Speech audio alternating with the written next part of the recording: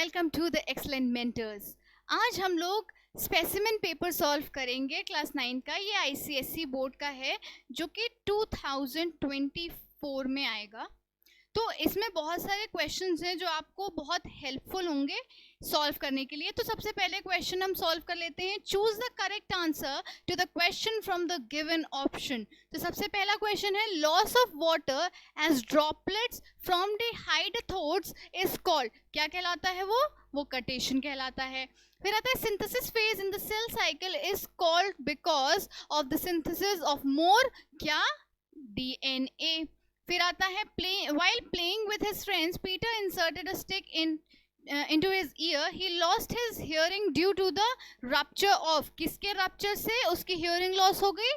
Eardrums की वजह से। The prime source of chlorofluorocarbons, chlorofluorocarbons का short form है CFCs. Okay? तो ये किसकी वजह से होता है? CFCs होती हैं रेफ्रिजरेटर्स में। फिर आता है oxygenated blood to heart is supplied by coronary artery की वजह से ऑक्सीजनेटेड ब्लड जो होता है हमारे हार्ट में जाता है। फिर आता है 6th question assertion A there is a frequent urination in summer than in winters. Reason क्या है इसका? In summers, we lose a lot of water as sweat, so the kidney reabsorbs more water. Hence, urine formed is less in summer than in winters. तो जो question हमें दिया गया है कि there is frequent urination in summer than in winter, क्या उसके हिसाब से ये जो रीजन है क्या ये सही है? तो नहीं, इसका ऑप्शन होगा सी। ए जो है assertion is true, but the reason that is given to that assertion is false. The next question is the age restriction for marriage for boys and girls by law is called in India is A. Boys की age 18 होती है और girls की 21 होती है। Next question है Hari is fond of watching the fish in an aquarium. So he set up an aquarium in his house along with the number of freshwater fishes. He also placed the clownfish, which is a saltwater fish. A few hours later, the clownfish was found dead and floating on the water. What was the reason? The reason was exosmosis. Okay. Then आता है next question. The solvent used for dissolving chlorophyll while testing a leaf for starch is, that is ethyl alcohol. The next question है the structure related to storage and maturation of sperm in human male is, तो उसका answer होगा epididymis. Okay, the next question is the sequence of DNA that has 200 nitrogenous base pair, of which 100 are thymine adenine pair. What are the number of cytosine and guanine pair in this sequence? तो इसका answer होगा there are 50 pairs. Okay, then आता है next question the stress hormone in plant which functions during the drought is, कौन सा होता है? वो होता है abscisic acid. The next question is compressed natural gas, that is CNG, is proposed to be the better alternative to fossil fuel. Which of the following reason makes it better alternative? कौन सा इसमें से better है? सबसे पहले P है जो combustion जो होता है leaves का little और no more residue होता है। फिर आता है absence of carbon in CNG, या ये रीजन है कि easily available होता है। तो इनमें से जो आंसर करेक्ट है that is C, only P and R. Okay. The next question is the ground substance present in chloroplast is, तो वो होता है stroma. The next question is Lata wanted to cross the road. She looked on either side of the road and then walked across to the other side of the road. Which of the following are involved in the process described above? तो इसमें cerebrum है, cerebellum है, skeletal muscle है या medulla oblongata है? तो इनमें से इसका आंसर होगा C.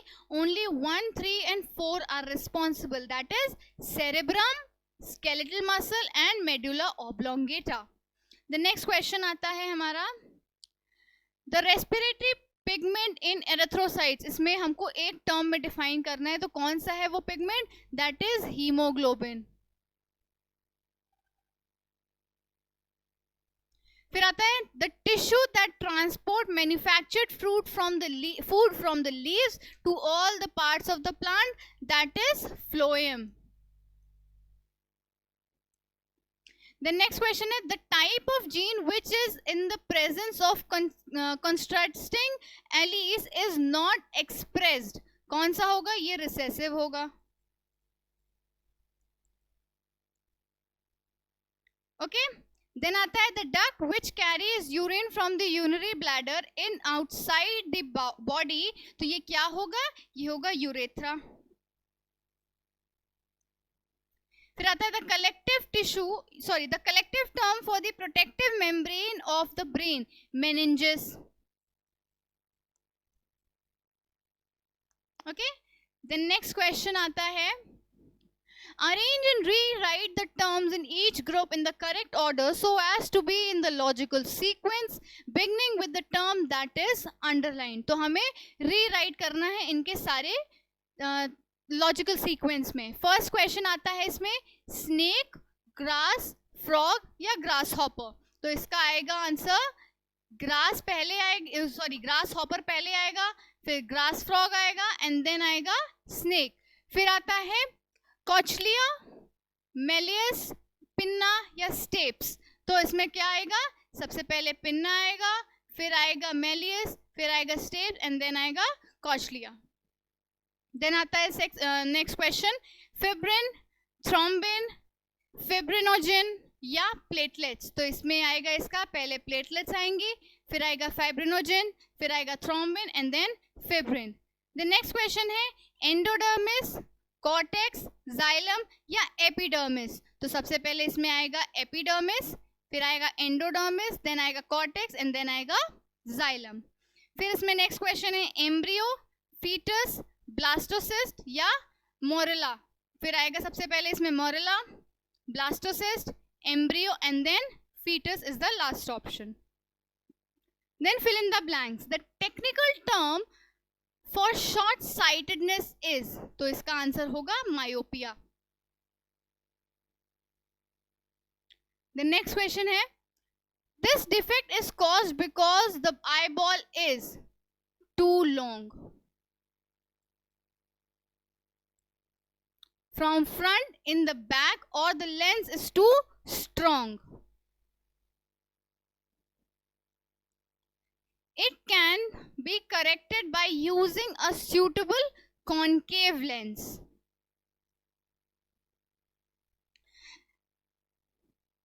The power of the lens is mentioned in diopters.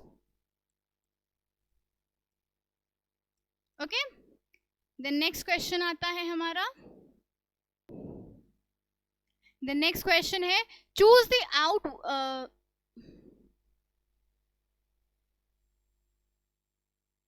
The next question है choose the odd one out from the following terms and name the category to which others belongs to.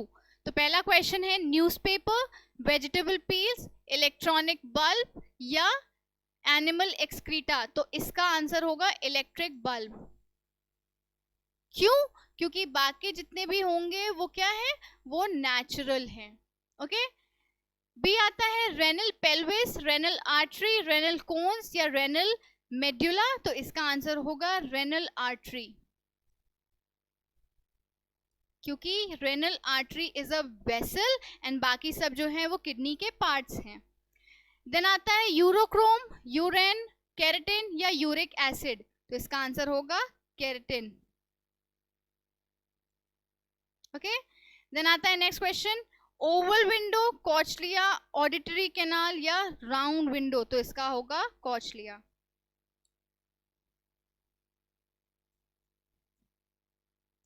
Okay. Then आता है ADHD, TSH या ACTH या NADP. तो इसका answer होगा NADP. Okay. This is not a hormone. Okay. Next question करते हैं अब हम लोग. The next question आता है match the following items given in the column 1 with the most appropriate ones in column 2 and rewrite the correct matching pairs. तो सबसे पहले हम column 1 को पढ़ लेते हैं.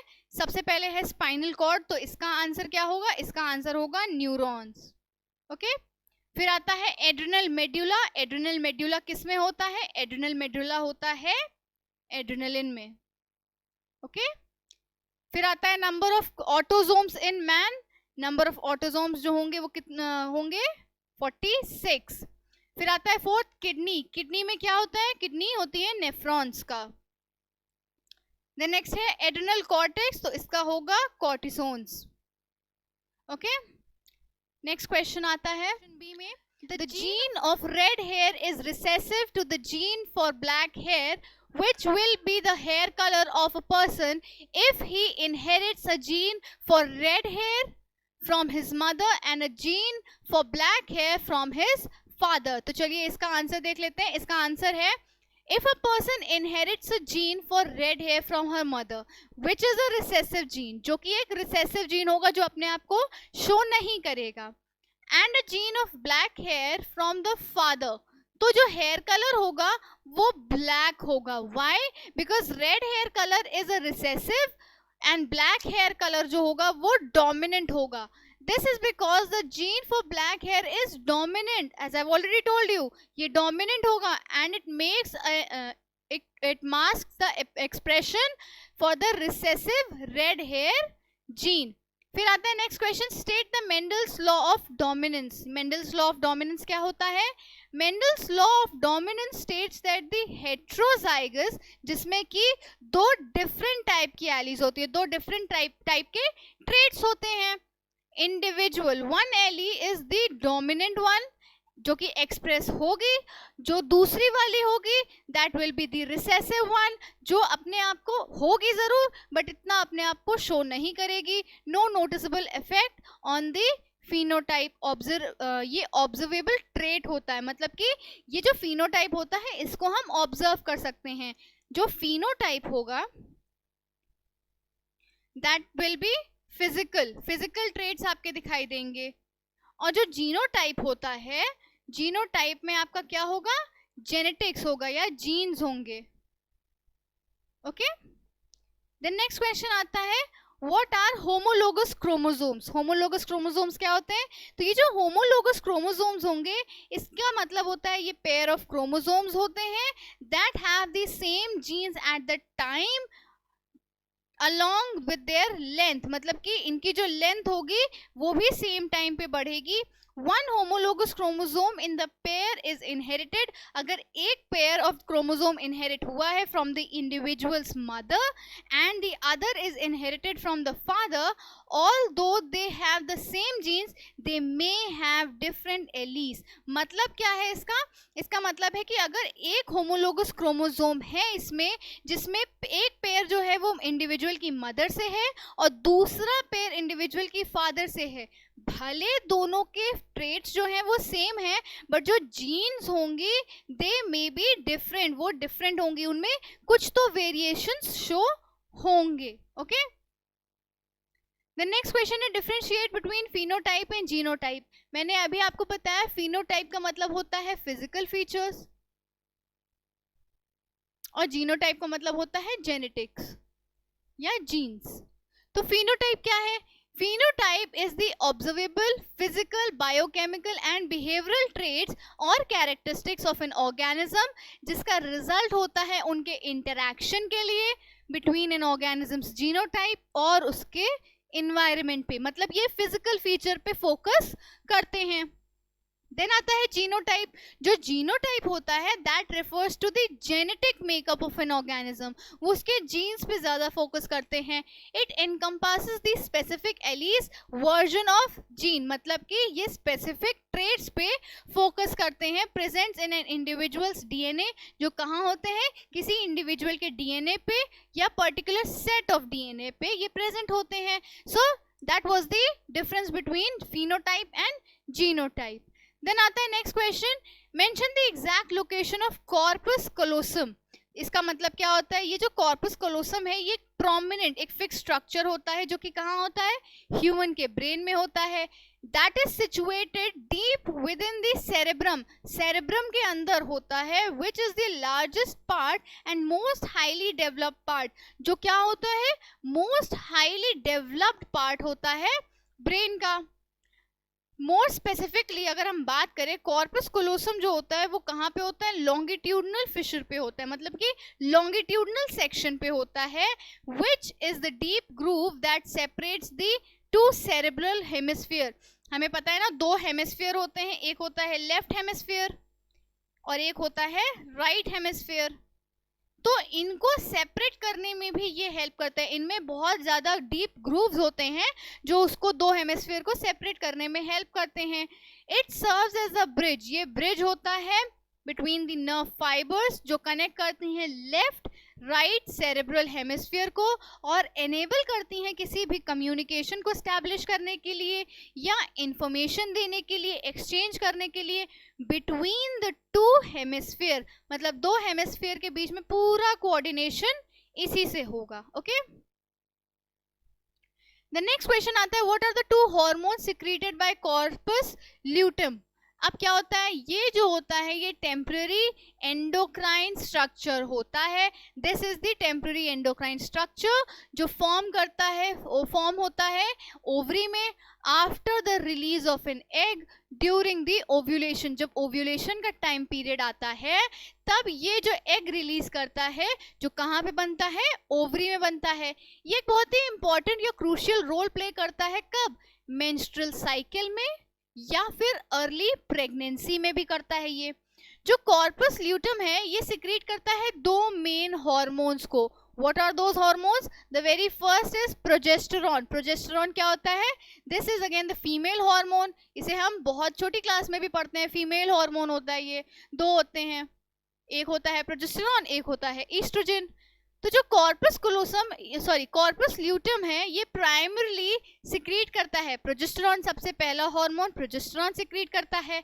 इसमें एसेंशियली ये क्यों यूज होता है, for preparing and maintaining the uterine linen. Uterine linen को इसको बहुत ही ज्यादा अच्छे से क्या करता है, प्रिपेयर करता है फॉर पॉसिबल एम्ब्रियो इम्प्लांटेशन। जब बेबी का इम्प्लांटेशन, जो बेबी हमारे वूम्ब में आता है, फीमेल्स की वूम्ब में आता है, तब ये एम्ब्रियो प्लांटेशन होता है। It also helps to inhibit further ovulation, ये ओव्यूलेशन में भी हेल्प करता है during the menstrual cycle, menstrual cycle में है, ठीक है। Preventing the release of additional eggs, additional eggs को बचा करके रखता है। अगर प्रेगनेंसी अगर हो जाती है तो जो कॉर्पस ल्यूटम होता है वो कंटिन्यू करता है to produce progesterone until the placenta takes over the hormone production। जब तक ये प्लेसेंटा नहीं आता है तब तक के लिए ही ये हार्मोन प्रोडक्शन करेगा और उसके बाद ये रुक जाएगा। देन नेक्स्ट है small amount of oestrogen. There were two hormones, दो फीमेल हार्मोन्स थे। इन एडिशन टू प्रोजेस्टेरॉन जो कॉर्पस ल्यूटम है ये प्रोड्यूस करता है बहुत कम अमाउंट ऑफ ईस्ट्रोजन भी। अब ये ईस्ट्रोजन करता क्या है, ईस्ट्रोजन जो होता है ये मेंस्ट्रुअल साइकिल को रेगुलेट करेगा, कंट्रीब्यूट करेगा to the maintenance of the endometrial lining. Endometrial lining को भी ये क्या करेगा, मेंटेनेंस करने की मदद करता है। ओके, द नेक्स्ट क्वेश्चन है differentiate between menarche and menopause. What is menarche and what is menopause. तो सबसे पहले हम मेनार्क की बात करते हैं। मेनार्क जो होता है ये रेफर करता है to the first occurrence of menstruation, मतलब जब भी किसी फीमेल में फर्स्ट टाइम अगर मेंस्ट्रुएशन होता है, that is menarche in the women's life. It marks the onset of her reproductive capability and typically occurs during the adolescence. ये कब होता है, इसका ऑनसेट जो होता है, मतलब ये क्या करता है, ये ऑनसेट को मार्क करता है किसी भी फीमेल की रिप्रोडक्टिव हेल्थ के लिए और उसको केपेबल कर देता है, टिपिकली केपेबल कर देता है, जिससे कि वो आगे प्रेग्नेंट होने के चांसेस बढ़ जाते हैं। एंड अकर कब होता है, ये यूजुअली एडोलेसेंस में होता है। Now what is menopause. Menopause इसका जस्ट ऑपोजिट होता है, मेनार्क का जस्ट ऑपोजिट मेनोपॉज होगा। मेनोपॉज में होता है ये परमानेंट फेज होता है। परमानेंट फेज किसका होता है, मेंस्ट्रुएशन का होता है, परमानेंटली ये स्टॉप हो जाता है। And fertility in the women's life, मतलब कि ये क्या कर देता है, ये पीरियड को बंद करने का ही एक स्टेज होता है।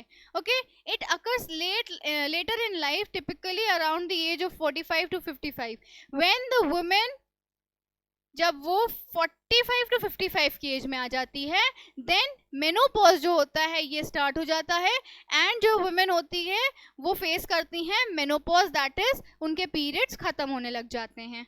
ओके, देन नेक्स्ट क्वेश्चन है, what is the significance of placenta in the growth of foetus. उसकी ग्रोथ में, फीटस की ग्रोथ में प्लेसेंटा का क्या रोल होता है.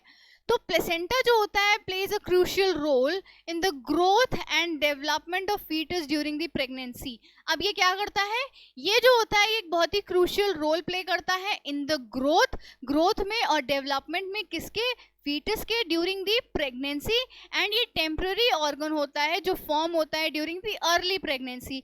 जब विमेन जो होती हैं अर्ली प्रेगनेंसी को फेस कर रही होती हैं, तब ये प्लेसेंटा फॉर्म होता है और ये सर्व करता है बहुत ही वाइटल और सेवरल फंक्शंस को.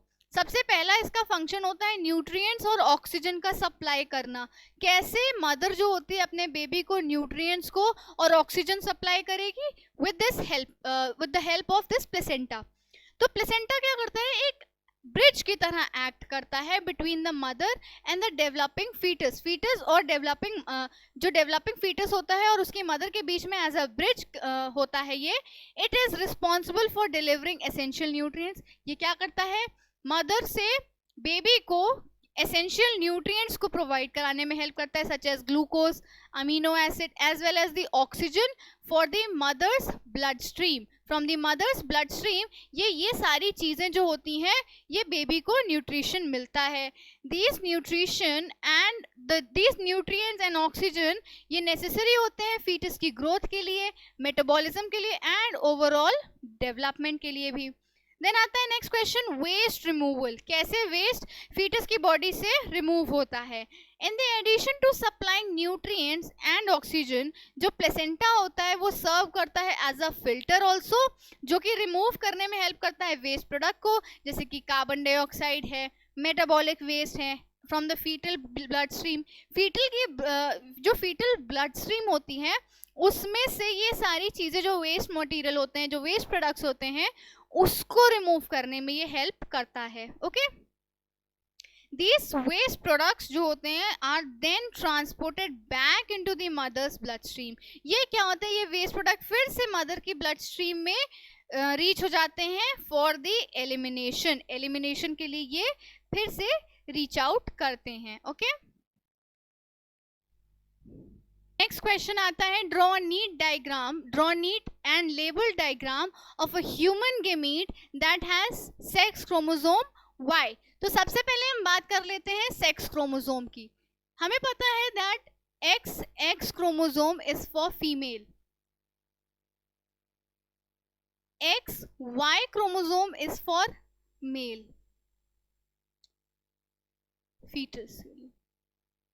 Okay, 23 pairs of chromosomes are there. 23 में से 22 are the autosomes and there is one that is the sex chromosome, that is Y chromosome. Okay, अब हम इसी Y क्रोमोसोम को बनाते हैं. Y क्रोमोसोम किस में है, Y क्रोमोसोम होता है मेल में. तो मेल गेमीट क्या है, स्पर्म. मेल गेमीट जो होता है दैट इज स्पर्म. तो अब हमें क्या बनाना है, स्पर्म बनाना है. तो चलिए हम बनाते हैं स्पर्म को. ये इसका हेड है, ये इसकी बॉडी है एंड देन ये इसकी टेल आ गई.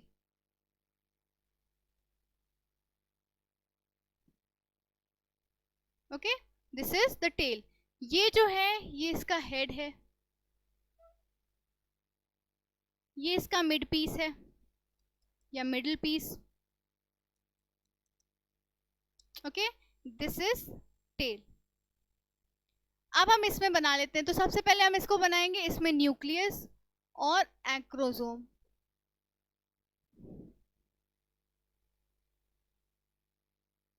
ये जो है ये है एक्रोसोम, दिस इज न्यूक्लियस, ये जो है पूरा हेड है, इसमें क्या है, इसमें आता है माइटोकॉन्ड्रिया जिसमें डीएनए होता है, दिस इज माइटोकॉन्ड्रिया। ओके, ये जो होती है दिस इज टेल। तो ये पूरा जो स्ट्रक्चर है ये क्या है, ये ह्यूमन का स्पर्म का स्ट्रक्चर है। Okay, this is human sperm, male gamete. Okay, so ये हो गया इस क्वेश्चन, ये पूरा कंप्लीट क्वेश्चन हो गया। नेक्स्ट क्वेश्चन करते हैं।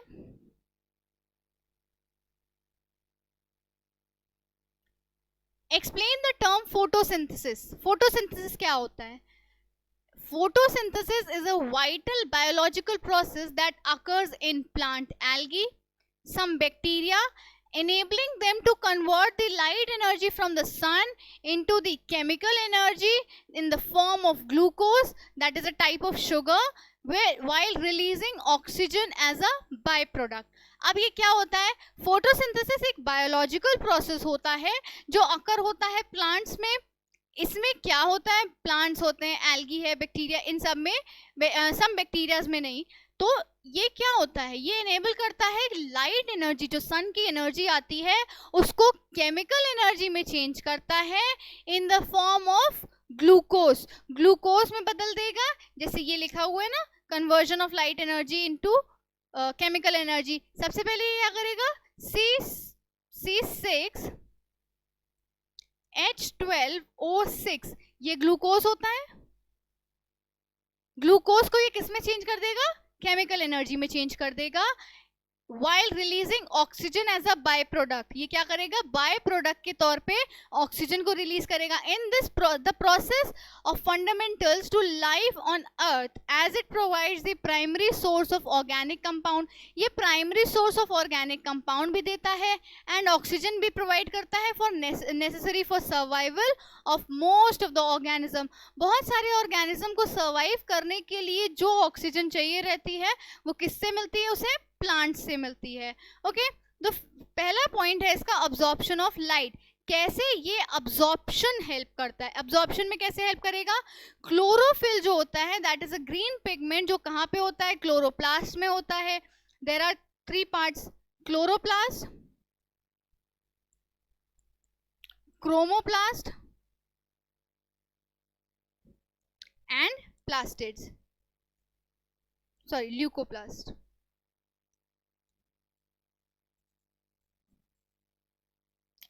क्लोरोप्लास्ट जो होता है वो ग्रीन कलर का होता है, क्रोमोप्लास्ट ग्रीन कलर से भी हटके होता है, ग्रीन कलर नहीं होता है, बाकी सारे कलर्स जो होते हैं वो इसमें होते हैं, जैसे रेड है, येलो है, ये सारे कलर्स जो होते हैं वो क्रोमोप्लास्ट में होते हैं, और ल्यूकोप्लास्ट जो होता है वो व्हाइट कलर का होता है। ओके, तो क्लोरोप्लास्ट इसमें होंगे, अब्सॉर्ब करेगा लाइट एनर्जी को from the sun. Other pigment जैसे कि कैरोटिनॉइड्स होते हैं, ये भी बहुत सारा इंपॉर्टेंट रोल प्ले करेगा फॉर द लाइट अब्सॉर्प्शन। फिर आता है कन्वर्जन ऑफ लाइट एनर्जी। कैसे, जो अब्सॉर्ब लाइट एनर्जी होती है वो यूज हो जाती है to convert the carbon dioxide and water into glucose, glucose के फॉर्म में चेंज हो जाती है, एंड ऑक्सीजन भी मिल जाता है। दिस कन्वर्जन जो होता है ये एक series of complex chemical reaction होता है जो कि समराइज होता है ऐसे, ये कार्बन डाइऑक्साइड है प्लस वाटर के साथ इनिशिएट होगी, लाइट एनर्जी होगी और ग्लूकोज और हमें ऑक्सीजन जो होगी वो मिल जाएगी। ओके, देन नेक्स्ट क्वेश्चन आता है, right the overall chemical equation for photosynthesis. तो इसका ओवरऑल इक्वेशन जैसे मैंने पहले भी बताया, ओवरऑल इक्वेशन जो है इसकी, पहले कार्बन डाइऑक्साइड और वाटर जो होगा कंबाइन होगा with some light energy and वो क्या देगा हमें, ग्लूकोज देगा। ग्लूकोज के साथ हमें क्या मिलेगा प्लांट से, ऑक्सीजन मिलेगा। इस इक्वेशन में 6 मॉलिक्यूल्स ऑफ कार्बन डाइऑक्साइड मिल रहे हैं हमें, are combined with 6 molecule of water। 6 carbon dioxide के मॉलिक्यूल्स हैं, 6 वाटर के मॉलिक्यूल्स से मिल रहे हैं। किससे मिल रहे हैं? प्रेजेंस ऑफ सनलाइट से मिल रहे हैं, यूजुअली जो क्लोरोफिल अब्सॉर्ब करता है। क्या प्रोड्यूस कर रहे हैं? 1 मॉलिक्यूल ऑफ ग्लूकोज, ये होल पूरा 1 मॉलिक्यूल ऑफ ग्लूकोज है, and again 6 molecule of oxygen जो होता है ये एक बाय प्रोडक्ट है। ओके, इस इक्वेशन में this equation represent the fundamental process by which plants जैसे कि एल्गी और सम बैक्टीरिया जो होते हैं वो कन्वर्ट करते हैं कार्बन डाइऑक्साइड को एंड वाटर को into the glucose and oxygen using this energy from sunlight. Sunlight से ये एनर्जी लेते हैं, ठीक है। एंड ये समराइज अगर करें तो ये ओवरऑल केमिकल चेंज होता है जो कि ड्यूरिंग द फोटोसिंथेसिस ये अकर होता है। ओके, द नेक्स्ट क्वेश्चन है give the exact location of genes. Genes कैसे? जीन्स जो होते हैं ये एक सेगमेंट होता है डीएनए का, जिसे डीएनए का full form is deoxyribonucleic acid, जो कंटेन करते हैं कुछ instruction for building and maintaining the various components of an organism. Various components of an organism को ये मेंटेन करते हैं, including the protein functions of RNA molecules, RNA का ribonucleic acid. ये जो होते हैं ये जीन्स फाउंड होते हैं कहाँ पे? न्यूक्लियस में of eukaryotic cells and in the cytoplasm of prokaryotic. कहाँ कहाँ पे मिलते हैं ये मिलते हैं यूकैरियोटिक की न्यूक्लियस में और प्रोकैरियोटिक की साइटोप्लाज्म में। इनकी एग्जैक्ट लोकेशन होती है सबसे पहले क्रोमोसोम्स में। क्रोमोसोम्स में क्या होता है?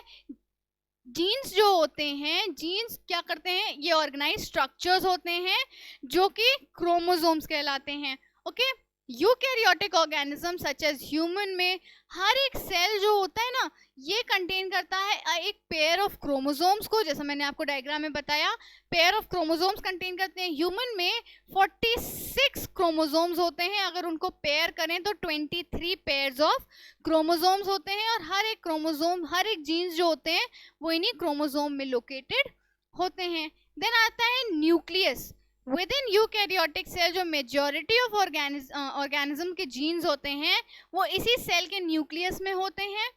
ये न्यूक्लियस जो होता है एक मेम्ब्रेन बाउंड सेल ऑर्गेनेली होता है जो कंटेन करता है सेल का डीएनए को in the form of chromatin which consist of DNA wrapped around the protein called histones। इसमें क्या होता है? DNA wrapped around the proteins होता है, प्रोटीन के रैप उसमें DNA wrapped होता है। फिर आता है क्रोमैटिड्स। क्रोमैटिड्स क्या होते हैं? हर क्रोमोसोम जो होता है कंसिस्ट करता है 2 क्रोमैटिड्स को जो कि जॉइंड होते हैं together in a reason called centromere. Centromere में होता है। ये जीन्स जो होते हैं लोकेटेड होते हैं along the length of each chromatids. हर एक क्रोमैटिड की लेंथ पे ये अटैच्ड होते हैं। ओके, सो अब नेक्स्ट क्वेश्चन है differentiate between karyokinesis and cytokinesis. तो काइरोकाइनेसिस होता क्या है? इसका मतलब होता है ये सेल डिवीजन में हेल्पफुल होता है, mainly in the cell nucleus. Okay, ये इन्वॉल्व करता है separation of genetic material that is DNA या क्रोमोसोम्स जो होते हैं उसको सेपरेट करने में ये हेल्प करता है within the cell into 2 identical sets. मतलब जब भी सेल 2 आइडेंटिकल सेट्स में डिवाइड होंगे ये इन्वॉल्व होगा उसमें। काइरोकाइनेसिस जो होता है अकर्स इन सेवरल स्टेजेस, ये डिफरेंट स्टेजेस में अकर करता है including prophase, metaphase, anaphase and telophase. ये सारे फेजेस में ये अकर होता है और ये इंश्योर करता है कि ईच डॉटर सेल जो होती है वो रिसीव करे करेक्ट नंबर ऑफ क्रोमोसोम्स को। उसके बाद क्या होता है? ड्यूरिंग काइरोकाइनेसिस ये डुप्लीकेटेड क्रोमोसोम जो होते हैं एक सीक्वेंस में एक अलाइन फॉर्म में आ जाते हैं, सेपरेटेड होते हैं और डिस्ट्रीब्यूटेड होते हैं। कहाँ पे? डॉटर सेल्स में, और हाईली रेगुलेटेड होते हैं और ऑर्गेनाइज्ड मैनर में होते हैं। फिर आता है साइटोकाइनेसिस। साइटोकाइनेसिस क्या होता है? ये साइटोकाइनेसिस एक ऐसा प्रोसेस होता है डिवाइडिंग का सेल साइटोप्लाज्म का एंड अदर ऑर्गेनेलीज, मतलब कि जितने भी सेल के साइटोप्लाज्म में ऑर्गन्स होंगे उनमें। आफ्टर कैरियोकाइनेसिस हैज अकर्ड, जब ये वाला स्टेज कंप्लीट हो जाता है उसके बाद ये वाला स्टेज आता है। फिर आता है it occurs after the completion of karyokinesis and it is the final step in the cell division. मतलब कि जब ये खत्म हो जाएगा, जब ये काइरोकाइनेसिस खत्म हो जाएगा, उसके बाद ये साइटोकाइनेसिस जो कि साइटोप्लाज्म में डिवीजन होता है वो अकर होगा। ये जो होता है ये वेरी करता है इसके मैकेनिज्म में, depending on the type of the cell. जिस टाइप का सेल होगा उसके अकॉर्डिंगली ये वर्क करेगा, ठीक है। फिर उसके बाद आता है साइटोकाइनेसिस जो होता है इंश्योर करता है दैट हर एक डॉटर सेल जो होती है वो रिसीव करे इट्स शेयर ऑफ ऑर्गेनेलीज, मतलब कि इनके जितने भी ऑर्गन्स होते हैं उनको ये शेयर करे in the end cytoplasm allowing them to function as the independent cell. और ये क्या करते हैं, ये ऐसे फंक्शन करते हैं जैसे कि ये एक इंडिपेंडेंट सेल में होते हैं। नेक्स्ट क्वेश्चन आता है, Mention two significant features of the stage anaphase during mitosis. Mitosis में जो anaphase होता है उसमें ये कैसे अकर होते हैं। So दो significant features जो होते हैं वो कौन से होते हैं। सबसे पहले आता है chromatid separation, जो इनका genetic material chromatids होता है वही सबसे पहले इनका separation होता है। और फिर आता है equal distribution, जब ये separate हो जाते हैं तो हर एक सेल में कैसे इनका equal distribution होता है। तो सबसे पहले जो होता है सिस्टर क्रोमैटिड्स जो होते हैं वो सेपरेट हो जाती हैं and pulled out to opposite ends of the cell, मतलब कि ऑपोजिट एंड, सेल के ऑपोजिट एंड पे ये चली जाती हैं। फिर आता है इक्वल डिस्ट्रीब्यूशन। ये क्या होता है, ये जो जेनेटिक मटेरियल होता है ये इक्वली डिवाइड करता है between the two daughter cells, मतलब दो डॉटर सेल्स के बीच में ये इक्वली डिवाइड होगा, ensuring they receive an identical set of chromosome, मतलब कि ये इंश्योर करता है कि जो सेल है उसमें आइडेंटिकल सेट ऑफ क्रोमोसोम जाए। क्यों, क्योंकि ये जो डॉटर सेल्स हैं ये एक ही सेल को डिवाइड करके बनती हैं। ओके, द नेक्स्ट क्वेश्चन है, how many daughter cells are formed at the end of the mitosis and meiosis. Mitosis और मियोसिस में जो डॉटर सेल्स बनती हैं सेल डिवीजन के बाद वो कैसे बनती हैं। माइटोसिस सबसे पहले जानते हैं, eight the end of the mitosis, mitosis खत्म होने के बाद क्या होता है, जो भी दो डॉटर सेल्स होती हैं वो बनती हैं, फॉर्म होती हैं। ये जो डॉटर सेल्स होती हैं आर जेनेटिकली आइडेंटिकल, ये क्या करती हैं, सेम होती हैं, जेनेटिकली होती हैं, मतलब कि ये जेनेटिकली क्या करेंगी, ये आइडेंटिकल होंगी, बिल्कुल सिमिलर होंगी उनसे टू द पेरेंट सेल। किससे सिमिलर होंगी, पेरेंट सेल से होंगी, and have the same number of chromosome, और जो क्रोमोसोम के नंबर्स होंगे वो सेम होंगे as to the parent cell. फिर आता है मियोसिस। मियोसिस में क्या होता है, जब भी मियोसिस का एंड होता है, इस स्टेज का एंड होता है, 4 जो डॉटर सेल्स होती हैं वो बनती हैं। हाउएवर दीज डॉटर सेल्स, ये जो डॉटर सेल्स होती हैं ये हैप्लॉइड होती हैं। अब ये हैप्लॉइड का मतलब क्या होता है, इसका मतलब होता है half number of chromosomes, meaning they have half number of chromosome as ये जो पार्टनर सेल्स होते हैं इनके ह्यूमंस में, जैसे कि फॉर एन एग्जांपल जैसे पेरेंट सेल है, पेरेंट सेल में 46 नंबर ऑफ क्रोमोसोम्स होते हैं, तो ये क्या करती हैं, ईच डॉटर सेल्स जो होती हैं इन मियोसिस 23 सेट्स ऑफ क्रोमोसोम होते हैं उनमें, ठीक है। ये जो डॉटर सेल्स होती हैं ये इनको जेनेटिकली डाइवर्स कहा गया है due to the process of genetic recombination. इनमें क्या होता है, जेनेटिक रिकॉम्बिनेशन होता है जो कि अकर होता है only in the meiosis. Okay, next question है, study the diagram given below and answer the question that follows. अब ये डायग्राम दिया हुआ है क्वेश्चन पेपर में, इसमें क्या बताया गया है, सी एक प्लांट है जो सन को अट्रैक्ट हो रहा है, सन की तरफ जा रहा है, तो सन बेसिकली हमें लाइट एमिट करता है, तो लाइट्स जो लाइट के बेसिस पे मूव कर जाए प्लांट उसे क्या कहेंगे, उसे कहेंगे फोटोट्रॉफिज्म।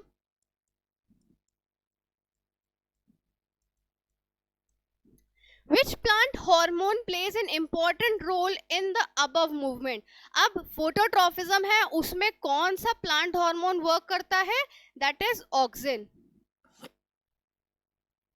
ओके, देन नेक्स्ट आता है question, name one stimulus which give a positive response for the roots but negative response for the shoot. तो इसमें आएगा जियोट्रॉफिज्म।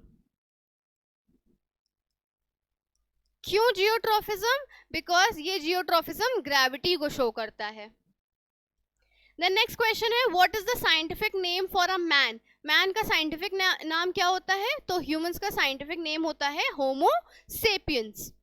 फिर नेक्स्ट क्वेश्चन है what are vestigial organs, give one example. Vestigial organs क्या होते हैं और उसका एक एग्जाम्पल बताना है। तो चलिए पढ़ते हैं।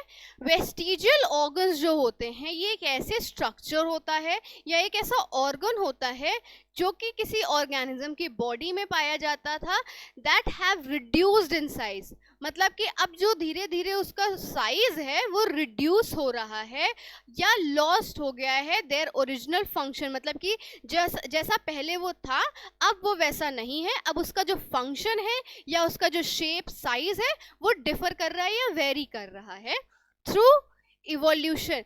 क्योंकि हमारी जो बॉडी होती है वो कंटिन्यूसली इवोल्यूट करती है, इवोल्यूशन होता है, दैट मीन्स ये जो अपना ओरिजिनल साइज है, फंक्शन है, ये भी वेरी करेगा। These organs may have been functional in the ancestors। मतलब कि ये जो हैं ये ancestors में हो सकता है functional हो, but अब हमारे में ये ऐसा कोई भी function इतना खास show नहीं करते हैं। The organism but are no longer necessary or useful in the current form। but अब natural form में या इस समय के टाइम में ये जो है ये कोई भी ऐसा function show नहीं करते हैं। वेस्टिजियल ऑर्गन्स जो होते हैं वो प्रोवाइड करते हैं evidence of N organisms evolutionary history. अब ये क्या करते हैं? ये किसी भी ऑर्गेनिज्म की इवोल्यूशनरी हिस्ट्री को जानते हैं, उसको स्टडी करने में बहुत ज़्यादा हेल्प करते हैं। Can be seen as the remnants of the past adaptation. मतलब कि ऐसे स्टडी कर सकते हैं कि पहले हमारी बॉडी में ये चीज़ें थी बट अब ड्यूरिंग द टाइम अब ये चेंज हो रही हैं हमारी बॉडी में। One example of the vestigial organ, इसका क्या एग्जाम्पल है? तो ह्यूमंस में इसका एग्जाम्पल है अपेंडिक्स। अपेंडिक्स जो होता है वो गॉल ब्लैडर में होता है। द ह्यूमन अपेंडिक्स जो होती थी ये स्मॉल फिंगर लाइक पाउच होता था जो कि लोकेटेड होता था at the junction of small and large intestine. Okay, फिर नेक्स्ट क्वेश्चन है state two structural differences between an artery and a vein. Vein और आर्टरी के बीच में कुछ स्ट्रक्चरल डिफरेंसेस होते हैं, उसको हम लोग पढ़ लेते हैं।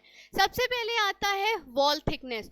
दोनों आर्टरीज या वेन्स की वॉल की थिकनेस कैसी होती है? तो आर्टरीज में थिकर वॉल होती है और वेन्स में थिनर वॉल होती है, इसीलिए वेन्स हमें दिखती हैं। वेल्व्स जो होते हैं वो क्या होते हैं?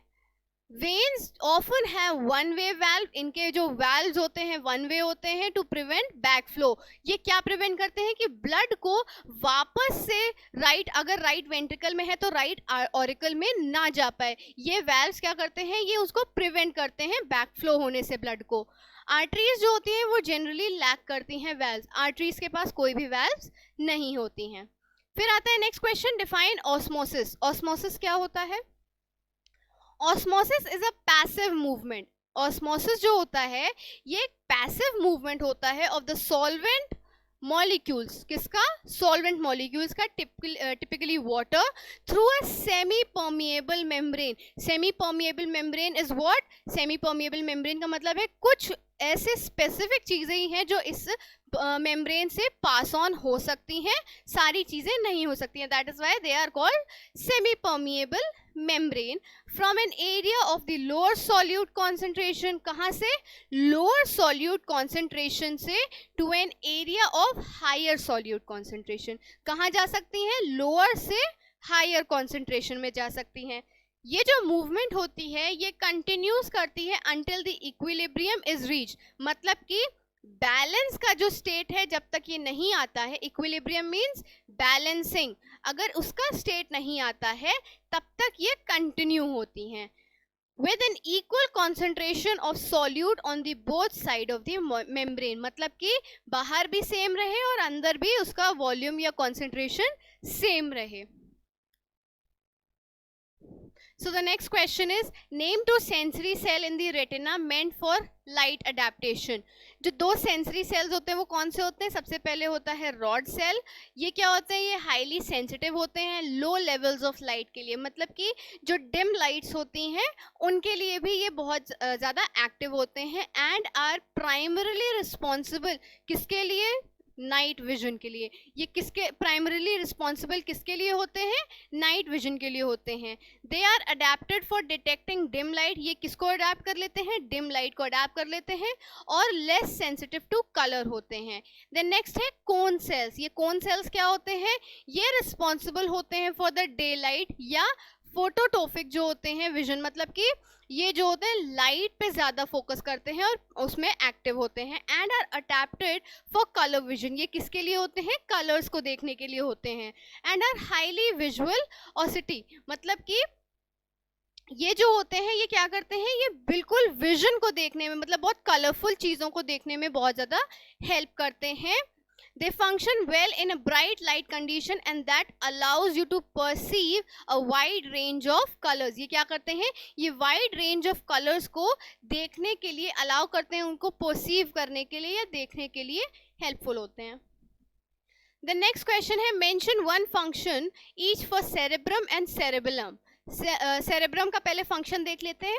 ये सेरेब्रम करता क्या है? ये रिस्पॉन्सिबल होता है for higher cognitive functions. Cognitive का मतलब क्या होता है?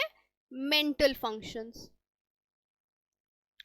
ये क्या होता है? सेरेब्रम जो होते हैं माइंड की एक्टिविटीज को बहुत ज़्यादा कंट्रोल करते हैं, responsible for the higher cognitive functions including thinking, reasoning, memory and conscious perception. मतलब क्या होता है? ये थिंकिंग, हमारी सोच को, हमारी रीजनिंग को, मतलब कि हमारी जो ताकत होती है कुछ भी सोचने या समझने की, उसको, हमारी याददाश्त, मेमोरी को, और हमारी कॉन्शियसनेस परसेप्शन को, कैसे हम अपने सराउंडिंग को, कब कैसे हम अपने इन्वायरमेंट को परसीव करते हैं, उसको ये रिस्पॉन्सिबल होता है सेरेब्रम। ये क्या करता है? It also plays a role in processing sensory information. ये क्या करता है? सेंसरी इंफॉर्मेशन को प्रोसेस करता है, such as interpreting sensory inputs. किसी भी सेंसरी इनपुट को इंटरप्रेट करना, मतलब शोकेस करना कि कैसे वो काम करता है from the senses.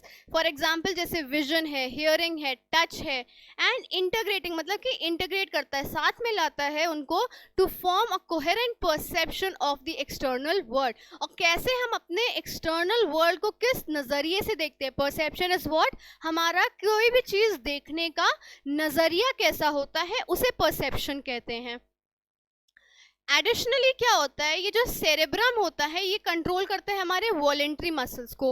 What are voluntary muscles? ये मैं पहले भी बता चुकी हूँ। वॉलेंट्री मसल्स वो होते हैं जो हमारे विल के अकॉर्डिंग, हमारी इच्छा के अकॉर्डिंग चलते हैं, मसल मूवमेंट करते हैं, and is involve in the language processing and decision making. ये सेरेब्रम क्या करता है?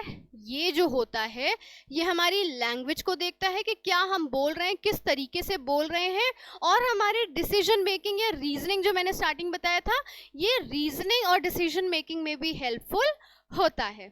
देन नेक्स्ट आता है सेरेबेलम। What is cerebellum? ये जो सेरेबेलम होता है ये प्राइमरीली रिस्पॉन्सिबल होता है for the coordination and balance. हमारी बॉडी में जिस तरीके से बैलेंसिंग होगी या कोऑर्डिनेशन हमारे हैंड्स और लेग्स का होगा, वो कौन रिस्पॉन्सिबल है उसके लिए? That is cerebellum. ये हेल्प करता है रेगुलेट करने में फाइन ट्यून मोटर मूवमेंट। मतलब कि मोटर मूवमेंट्स कैसे, हमारे हाथ और पैर किस तरीके से चल रहे हैं उसको ये देखेगा। Ensuring smooth and precise muscle coordination, बहुत ही एक्यूरेसी के साथ ये हमारी मसल कोऑर्डिनेशन को जज करता है। The cerebellum also plays a role in motor learning. हमारे हाथ पैर की जो मोटर्स, मतलब हम जो मोटर्स चलाते हैं, दैट मीन्स हमारे हाथ और पैर जो होते हैं उसकी वजह से ये कैसी मोटर लर्निंग होती है? Allowing us to acquire and improve skills through practice and repetition. मतलब हमने एक भी कोई भी काम, एक भी एक्शन अगर बार बार किया तो हमारा ब्रेन क्या होता है? हमारा ब्रेन उस चीज़ को अडेप्ट कर लेगा और वो चीज़ हमारी बार बार रिपीटिशन में चली जाएगी। So the next question is state any two objectives of स्वच्छ भारत अभियान। स्वच्छ भारत अभियान जो है इसको क्लीन इंडिया मिशन भी कहा गया है, जो कि लॉन्च हुआ था इंडिया में विद सेवरल ऑब्जेक्टिव्स के साथ, जो कि टारगेट करते हैं इम्प्रूविंग सैनिटेशन को, क्लेनलीनेस आती है इससे, और hygiene through out the country. इसके बेसिकली दो ऑब्जेक्टिव्स होते हैं। सबसे पहले होता है elimination of open defecation. It is one of the key goals of the स्वच्छ भारत अभियान। ये क्या होता है? स्वच्छ भारत अभियान का सबसे मेन गोल है। इससे क्या होता है? Is to eliminate the practice of open defecation in India.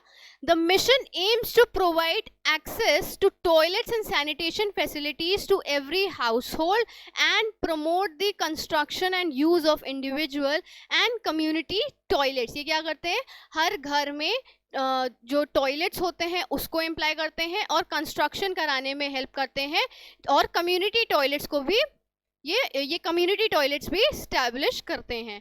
thus ensuring that people do not defecate in the open which can lead to the spread of disease and the environmental pollution। disease और environmental pollution को ये cause कर सकते हैं, इसलिए हर community toilet, हर जगह पे community toilets को भी बनवाया गया है। फिर नेक्स्ट क्वेश्चन है, नेक्स्ट स्टेटमेंट है safe and proper waste management. Safe और proper waste management is also one of the best thing जो कि स्वच्छ भारत अभियान में है। Another important objective is to promote safe and proper waste management. Safe और proper waste management जो होता है, इससे भी ये जो इम्प्रूवमेंट है हमारी सोसाइटी में, कम्युनिटी में, वो अच्छी होती है। This involves the responsible disposal of solid waste and the promotion of cleanliness in public places। ये क्या करता है? ये solid waste को हटाने में और प्रमोशन करता है क्लेनलीनेस में in public places. Public places में इसकी साफ़ सफाई बहुत ज़्यादा ज़रूरी है, स्ट्रीट्स की साफ़ सफाई ज़्यादा ज़रूरी है, and urban and rural areas को भी ये क्लीन करने में हेल्प करता है। ये एम करता है to reduce the littering and ensure the proper collection of disposal of waste, ultimately contributing to the cleaner and healthier environment। Okay, so that's it। I hope आपको ये वीडियो समझ में आई हो। अगर आई हो तो please do like, share and subscribe, and thank you for watching।